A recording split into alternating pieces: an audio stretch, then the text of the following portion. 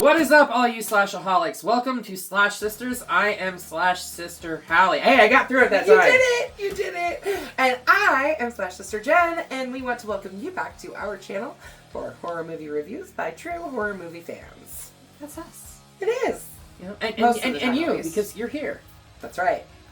And if you're new here, we want to say, welcome to our brand of weird. Yes. Yes, because we are very fucking weird. Yeah. We do all sorts of horror-related stuff. We go to conventions, we talk about movies. But we want to make sure that you don't miss out on any of it, so hit that subscribe button. Slash it up, baby. And so you don't miss out on any of our shenanigans. Yes. Because shenanigans will be had with or without you. Yes. And there's always shenanigans when the two of us get together. Oh, yeah. Like when we went ice skating. Ice skating. So, anyways. If you haven't seen the TikTok or the reel, by all means, yeah, it's pretty funny. Both of us trying really hard not to fall on our asses. Or our faces, or I'm not really sure. Yep. There was a whole lot of trying not to fall. Yeah, you did pretty good. I held on for dear life. Yeah, I had one of those little kid things, remember? Yeah. Yeah. Because I had a little kid in front of me. Your kid kept biffing his shit, though. Yes, he did. Anyway. Memories. So, for avid viewers of our channel, you will know that we have done our review of The Invisible Man back in October when we did our Universal Monsters series. But today, we are going to take a look at another Invisible Man, this time from 2020. Yes, that is right. We are going to be examining the story from our good friend. I wish he was our good friend. No, I would love to be friends with Leigh. Leigh Whannell takes a stab at the Invisible Man, which was originally meant to be part of the Dark Universe. Right. Failed. And did you know that Johnny Depp was attached to it? To the Invisible Man? I did know that, yes. Yes, he was originally attached to it, and he was going to be the Invisible Man. But we have Tom Cruise to thank for that. Thank you. Well, Leigh Whannell really definitely takes things in a totally different direction. This is a completely different direction. It is forgive the pun, an upgraded version of the Invisible Man. For sure, actually, yeah. This movie is, it is filled with so much tension you could literally cut it with a knife. Oh, like the paranoia. It's as thick as pea soup. It is crazy. It's an updated version where instead of a potion, we're actually getting technology used instead. So yeah, I mean, it's not only just updated for the times, but it's a really interesting concept that they go with. Oh, yeah, definitely. And actually something that Leigh Whannell did a lot of research and found out that this is, obviously not available right now, but it is something that is like technology the military is currently currently be working used. on and trying to develop at bare minimum. Right. So why don't you come along with us as we step into the wonderful world that is Leigh Whannell's twisted, sick vision of the Invisible Man. Yes. So we start our story. This opening bit is... So Leigh Whannell said that instead of giving you any context of what is happening in the film, he wanted to drop you in the middle of it and experience everything from Cecile's point of view of trying to get away from an abusive relationship. And you can feel it. You don't need any backstory. Honestly, Elizabeth Moss is so brilliant at conveying the tension and the fear and the just the way that grit. She walks on her tiptoes through the whole house. And then she kicks the dog bowl. Yeah, so she's literally, her eyes wide open at like 3:40 in the morning. We follow her through the house as she gathers up her belongings and basically like makes her escape away from her partner, Adrian Griffin. Yes, she apparently had drugged him with a drug called diazepam, I believe. Right. After accidentally setting off a car alarm, well, the dog did it, actually. Yeah, the dog bumped into the car. Right. But she barely escapes after Adrian catches the car she's escaping in with her sister, Emily, breaking the car window and attempting to pull her out of the car. Yeah. I'm sorry. I mean, it takes a lot of force to push a hand through a car window. I'll tell you that much. Unless You you're can't just break it. Michael Myers and you have a wrench taped to the palm of your hand. Exactly. Yes. Good callback. I try. Yes. Left behind on the road, though, is the bottle of diazepam that she accidentally dropped as she was throwing all of her stuff into her sister's car. The drug that she used to drug him so that she could make her escape from this very clearly violent and controlling relationship. Mm-hmm. I mean, we don't need to know the backstory. We don't need to see the relationship. We know that it's bad. Yeah, I mean, just from that opening sequence, For sure. it's just... That so opening bad 5 for her. minutes is like, man. It's like you're on the edge of your seat. Like, is she going to get away? Is she not going to get away? Is he going to catch her? I was literally telling you, like, I was bouncing on my couch, like, oh my god, oh my god, oh my god, oh my god, oh my god, get out of there, girl, get out of there. This is the first time in a long time that I have been that much on the edge of my seat, like, ooh, ooh, ooh, ooh, ooh, get out. Like, yeah. And mind you, she had never seen this before I hadn't. sitting down to review Yep, this. I just watched this a couple days ago. So, interesting side note, I'm going to slide off topic. When the dog bumped into the car, she removed the collar off of him. Yeah, which was some kind of crazy technology, I'm sure, because we know that Adrian was... She put the collar in her bag. Huh. That's how Adrian tracked her down. Yep. That makes sense. Ooh. Anyway, 2 weeks later, we see Cecilia hiding out with her childhood friend, James, played by Aldous Hodge. Wonderful, talented. He's another one of those black men that has a very sultry voice. Seriously. I think it's beautiful. Anyways. James and his teenage daughter, Sydney, played by Storm Reed. Yep. James is a detective and is helping her to regain her confidence after the awful, god-awful piece of shit relationship that she just escaped. Barely. Yeah, barely is right. That's the furthest you've gone since you've been here, okay? So as far as I'm concerned, you just walked on the moon. Cecilia receives news that Adrian has apparently taken his own life. She is summoned to the offices of Cobalt, which is the human-computer augmentation company, software it's the company that was founded by Adrian. And... So I haven't seen Upgrade. Was that the company that was upgrading people? Oh, I don't know. Because I've not seen Upgrade either. Upgrade was the movie that Leigh Whannell directed before this. It was his directorial debut. I have not seen it yet, but that would be interesting to know. I have it. It's over there. I noticed it's up there on the top. Yeah, right there. I see it. Yeah. For those of you that don't know, and I will eventually show you, I have roughly 3,000 DVDs. Yes. She's got pretty much anything you could want. Most of the time. Yeah, pretty much. I mean, I have everything from, horror, obviously, to, comic book movies and action, adventure. A little bit of rom-com for Amy, I was going to say comedies, romance. You can have a few westerns in there, too.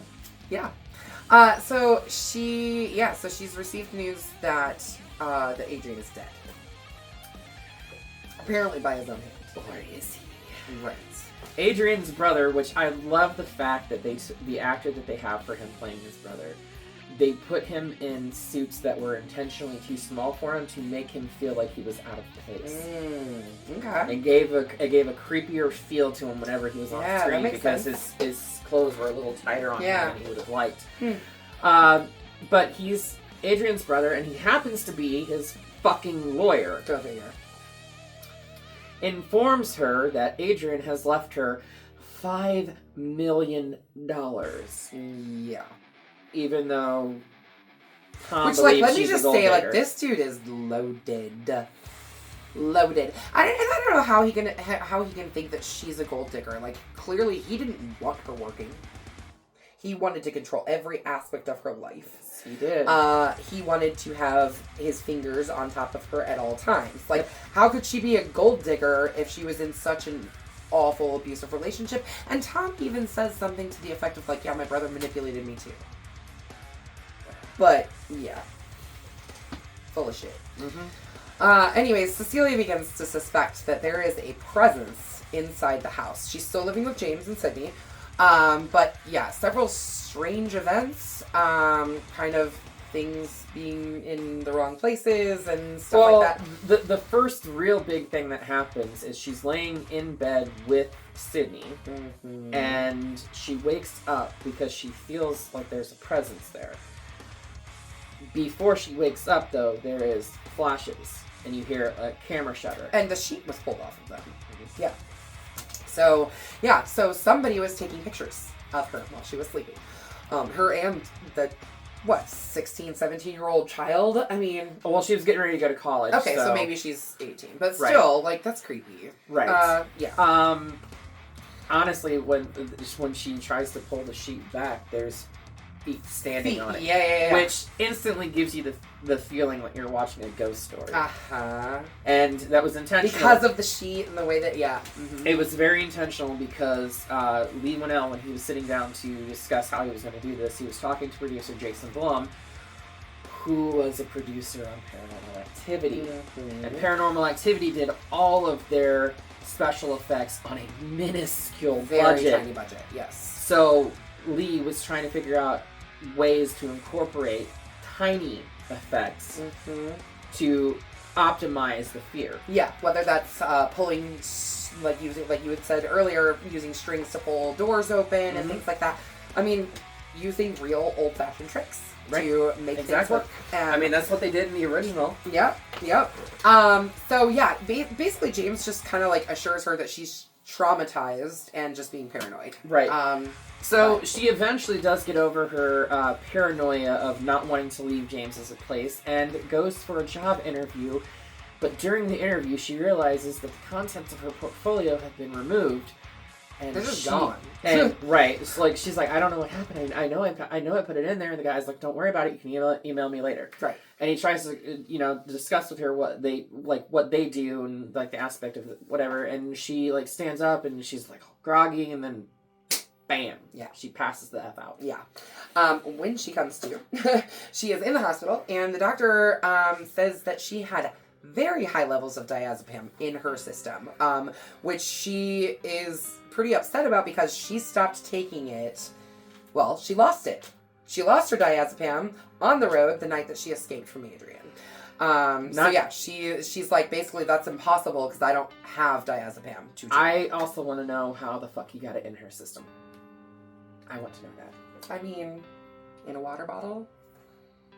Somehow he was finding a way to mess with her medicines. As we see later in the movie, he messed with other medicines of hers. That's true. When she gets home and she is in the bathroom doing whatever, she turns around and finds the bloody bottle of diazepam that she dropped leaving his estate. Let's face it, it was a fucking estate. Yeah, like super secluded in the middle of nowhere too. I mean, right. And that place is beautiful. Was sitting on the sink behind her. Because apparently Adrian had left it there.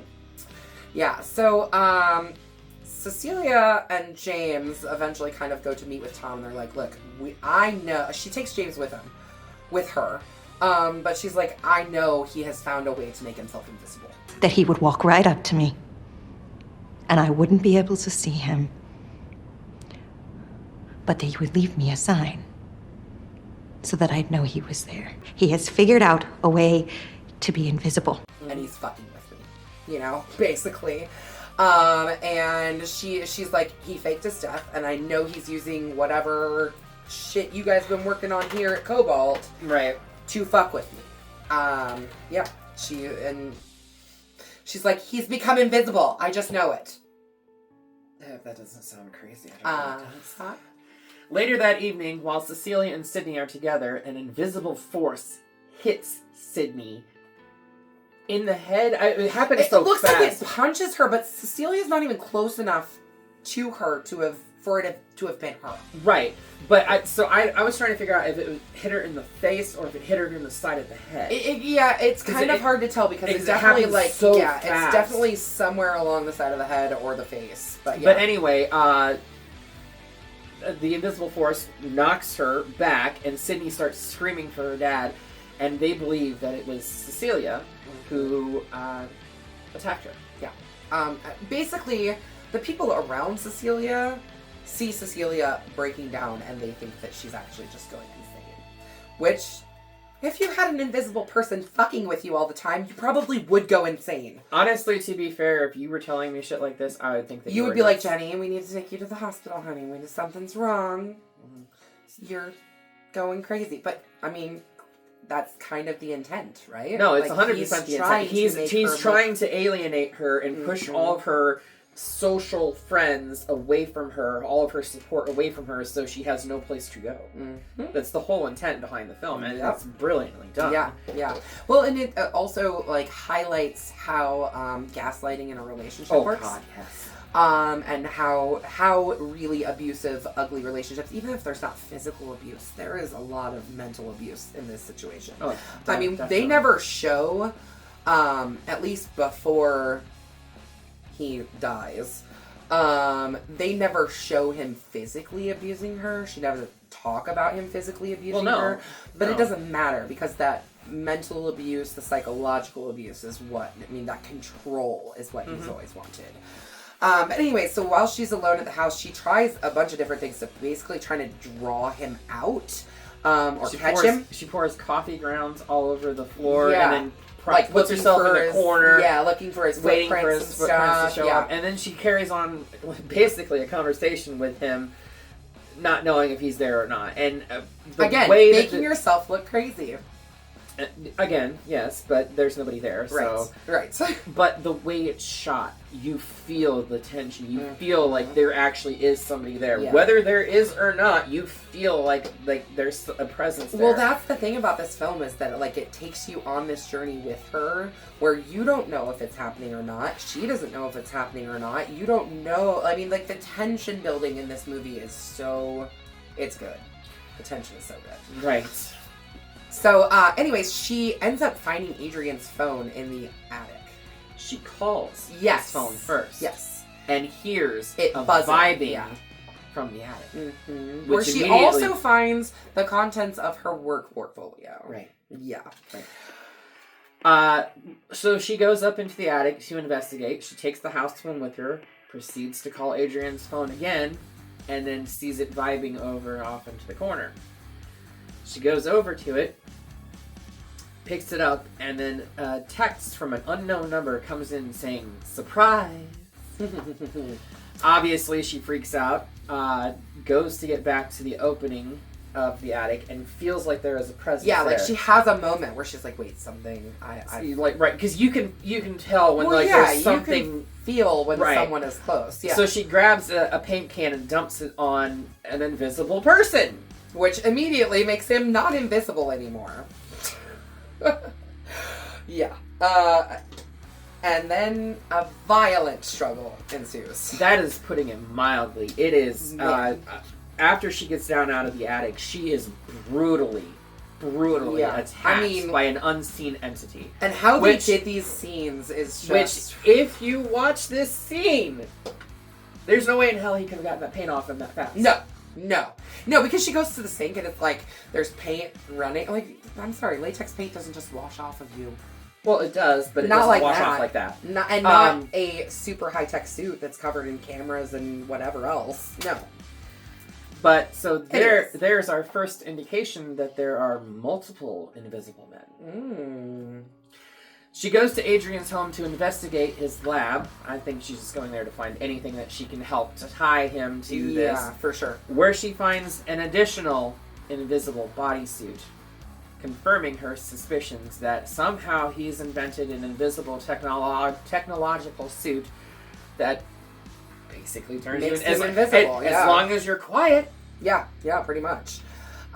She takes said suit and hides it in her former bedroom, when she lived there. I thought it was like a closet. It was or like the something. closet inside of the bedroom. She had like a secret hiding spot, pretty much. Like how Adrian didn't know about that hiding spot. I'm sure he had that place built and was the way he was controlling. I'm sure with he all the knew cameras about that he it. had in the house. Yeah, definitely. He may not have known that she had stuff hidden there, but he definitely knew that spot was there. I mean, I think that's where she had her bag hidden at the very beginning. At the very beginning. That's where she had her bag hidden. So, yeah. Whilst hiding in said closet from something that she heard, an invisible figure begins to open the door and walk in.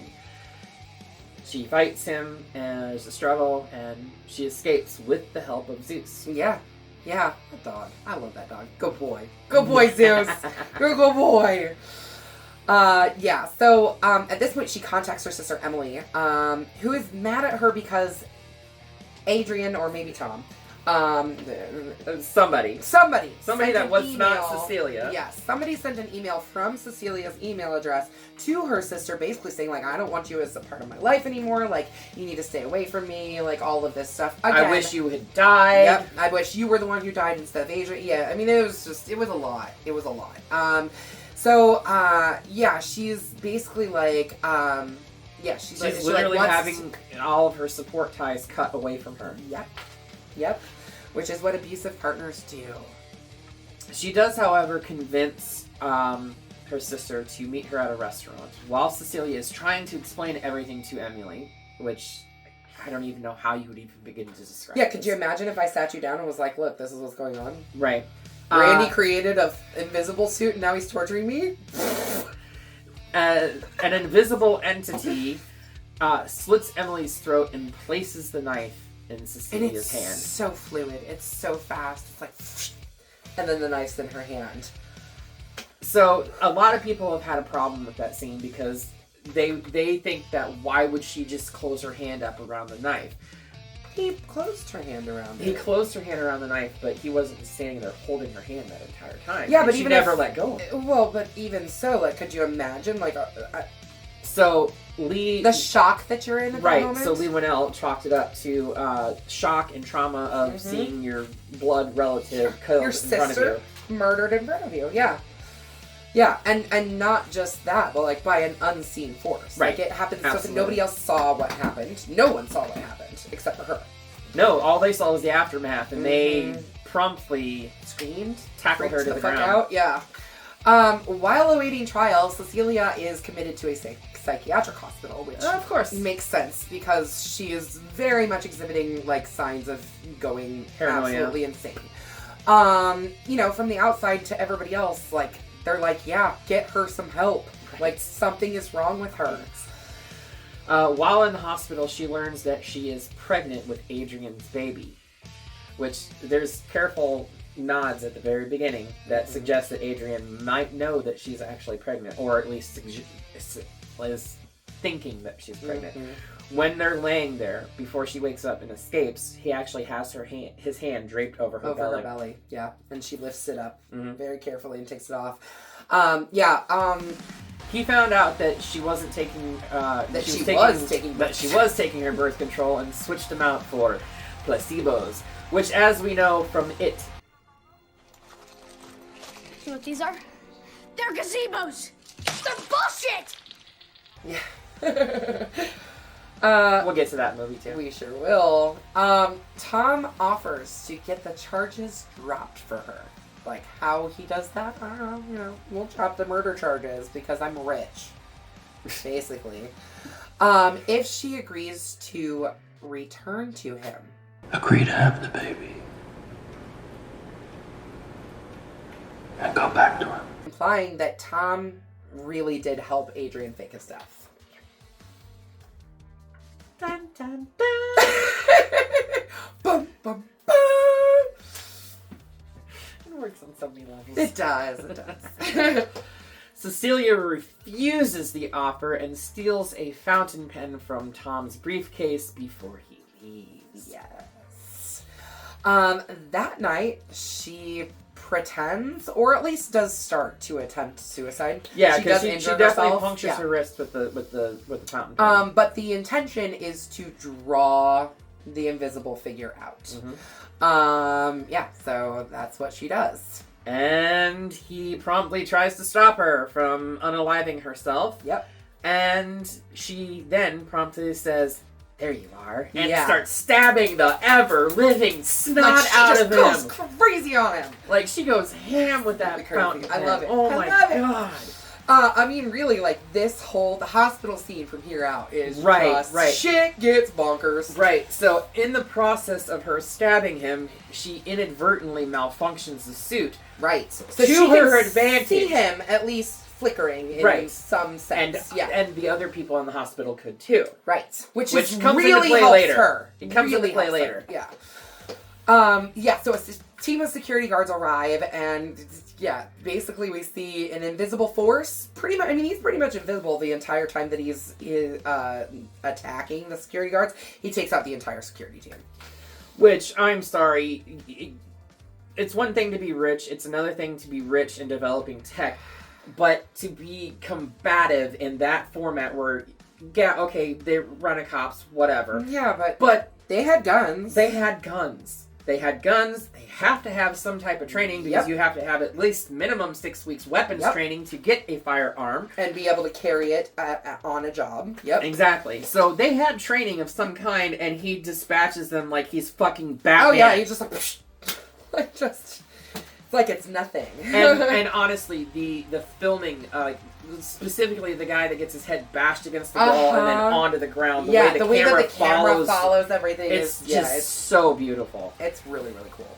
He leaves the hospital, but Cecilia is hot on his heels. Yeah, she sure is. The invisible figure, threatens to attack the people that Cecilia loves, in order to force her into having this baby, which is gross. Yeah. Like, the level of grossness in this movie, the way that he abuses her is just... There's only one movie I can think of off the top of my head that tops it. Don't breathe. Oh, God. That's a whole different level of gross. Right, but that's the only thing I can think of off the type. Definitely similar type of gross. Definitely trumps but a whole though. different gross, yeah. Celia races to James' house, first calls him though. Yes. And finds the figure attacking him and Sydney, which cannot be Adrian. Right. It cannot. Right. Because she had stabbed up. She had to drive at least 20 minutes to get to the house. Right. He's been stabbed. He's been fighting guards, whatever. Right. His suit is likely malfunctioning. Yeah. Yeah. You know. So so someone, a figure, an invisible figure, is attacking James and Sydney. She shoots the figure to death. And when they go to remove his mask, well, by golly, it's Tom. Not Adrian. And he would have gotten away with it if it weren't for these meddling kids. Well, chase music. Police storm Adrian's house and find him alive and tied up in the basement of all things. I guess. Claiming that Tom held him prisoner and orchestrated the whole series of events. He was in charge of all of this happening. Mm-hmm. Right. Yeah. And if you believe that, I've got oceanfront property in Nevada to sell you. Yeah, it's beautiful. And the weather's perfect. It's never too hot in Nevada. The police conclude that Tom actually killed Emily as well, which basically kind of like gets Cecilia off the hook for Emily's murder. Because they also have the security guards that did not die corroborating her story. Exactly. So now she's becoming more legitimate, like they're actually believing what she's saying. Right. So they, So with Cecilia no longer on the hook for her sister's murder, she agrees to meet with Adrian at his house. Why? For the love of God, I don't know. Until you see the ending. She's got a plan. Right. She's a very smart woman. And tries to get him to confess of his involvement in faking his death and orchestrating all of this shit. Yeah, exactly. I mean, she's basically trying to, like, get him to confess to murdering her sister. You know? I mean, that's fucked up. Right. Anyways, she wears a wire, while James is just a few blocks away in a car listening. Mm-hmm. No video, just sound. Just sound. Yeah. Just sound. She tells Adrian she will come back to him if he admits to being the one that killed Emily. Well, of course, he's not going to fall for that bullshit. He's not stupid. He's too smart for this. He's a very smart man, even if he uses it for nefarious reasons. But didn't the original Invisible Man do nefarious things? Didn't he kill like 123 people, I think, he killed on that train? Well, 109 on the train. Everybody else in the rest of the film. Yeah. But a lot of people died on that train, and he just did not give two shits about it. Yeah, so Adrian insists that Tom was actually the one to kill Emily. Which, who knows? It really could have been either of them. It honestly could have they been. both were working together. That's pretty obvious. It's blatantly obvious. Mm-hmm. But he says that the whole experience has opened his eyes and has changed his outlook on the way that he treated Cecilia. And he realizes just how badly he treated her, which is just Like, fuck he did. bunch of word vomit. Ugh. After Adrian says the word surprise in the exact same manner that he said whilst wearing the invisible suit, Cecilia excuses herself to go to the bathroom. And I can't believe that he actually let her go. Yeah, to be honest, yeah. Moments later, we cut to the security camera, which captures Adrian seemingly slitting his own throat with a knife from the table. Very much like the way that Emily was killed, only this time by his own hand. Fucking wicked scene. Yeah, it really is. I mean, oh. Cecilia returns from the bathroom and begins screaming and crying and calls 911 for help. But she's just putting on a show, baby. She just steps right out of the way of the camera. She kind of like goes over here and she sits her happy ass down and stares at him and watches his ass die. Like she deserved to watch his ass die. And she taunts him and really just kind of lets him know, like, yes, I did use your bodysuit to kill you. Cecilia leaves as Adrian dies on the floor. Yeah, I mean, and when James comes to the house, basically kind of... Because he was sitting outside listening. Right. Cecilia confirms what the camera had captured, and... He is on to her. Right. And she basically says, the camera will corroborate it. What did it sound like to you? It sounded like he killed himself. Yep. So, and that's pretty much, I mean, he allows her to leave, and that's pretty much where we leave the story. It's interesting to note that Elizabeth Moss is wanting there to be a sequel to I've this. heard that there's like some I don't know serious how talk. they would do it, how they pull I don't it know off. either, because it's not like she's an evil person. No, well, I mean, she did murder. She could go crazy. Well, did she? She used his hand. He did that to himself. I mean, she killed him. He fell on that knife. 9 times. What is that, girl? Chicago. Okay, I haven't seen that. Yeah, I knew it was from something, though. Yeah, I mean, that man deserved what he got. I'm not saying he didn't deserve what he got, Yeah. but the simple fact remains she did murder him. Yes, she did. So, maybe through all this traumatic events that she's experienced, the 3 years that she was in a relationship with him, because Or maybe longer. Is that how long she was in? So when she was in the house and found the suit, she punched in a code that was 12/14/17. Okay. The date that they met. Okay. She says that under her breath, but you hear it. Okay. So they met in 2017. Okay. This film takes place It's in 2020. Okay. So they were together for almost 3 years. can't So imagine being in a all of relationship like that that for coupled so with long. the past couple weeks, whatever, how long the events of this film actually month, take place, maybe, could have made her fucking snap. Yeah, true. It would She be could interesting be- to see where they Right. take this this series. That being said, this is straight up a bloody machete from both of us. Yes. Guaranteed. Yes, we don't often discuss movies like No. what our ultimate bloody machete up or down is going to be. We usually do not discuss this. No, before we do deliver- not. before we record. But I wanted to know her thoughts on this before recording because she had never seen it.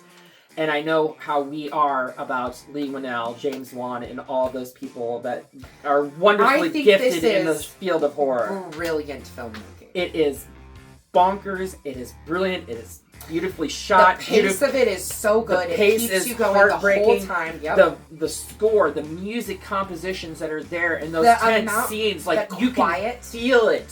The way that he uses the silence to And empty build space. tension and empty space. Yeah, because you're literally looking at invisible areas. Yes. You know, Yes, you're you're looking at dead space in a scene, which is normally how not do you how make you dead film space something. scary?